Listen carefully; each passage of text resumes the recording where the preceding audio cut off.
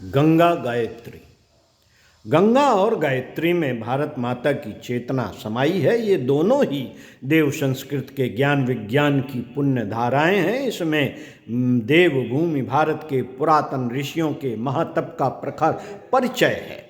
सूर्यवंश की पीढ़ियों की तप साधना भागीरथ के रूप में अवतरित हुई और महातपस्वी भागीरथ की महासाधना ने माता गंगा के अवतरण को संभव साकार किया। गंगा की लहरों ने भारत देश की चेतना में नव प्राण भरे। ज्येष्ठ शुक्ल दशमी के पावन दिन भगवती गंगा के अवतरण के साथ एक दैवी संदेश भी अवतरित हुआ। भारतवासियों राष्ट्र निर्माण के लिए पीढ़ियों के बिना थके बिना रुके अनवरत तपना पड़ता है।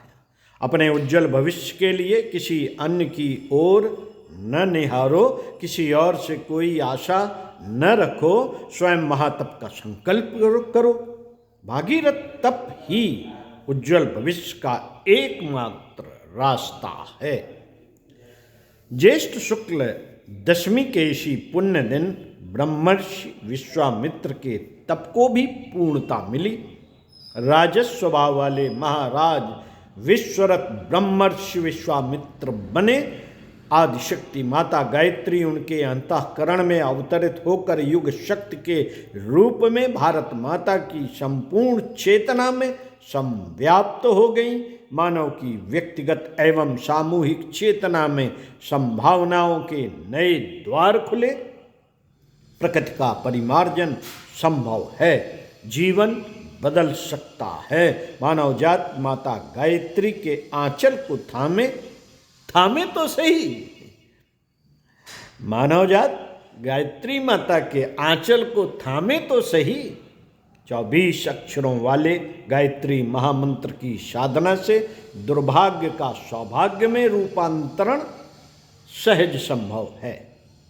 गंगा के जल कणों और गायत्री के मंत्र अक्षरों में भारत और विश्व में बसने वाली संपूर्ण मानवता के लिए संदेश है, पुकार है।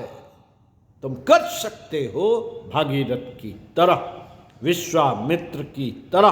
तुम्हारे तप में देश की समृद्धि है, तुम्हारे तप से ही देश की संस्कृति है।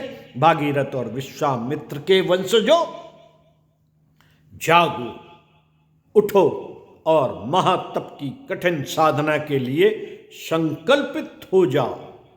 महातप से ही मां गंगा की जलधारा निर्मल होगी। महातप से ही मां गायत्री की साधना वरदायिनी सिद्धि होगी। ओम शांति। पृष्ठ 120 से पढ़कर सुनाया पुस्तक जीवन पथ के प्रदीप, लेखक डॉक्टर प्रणव पांडे।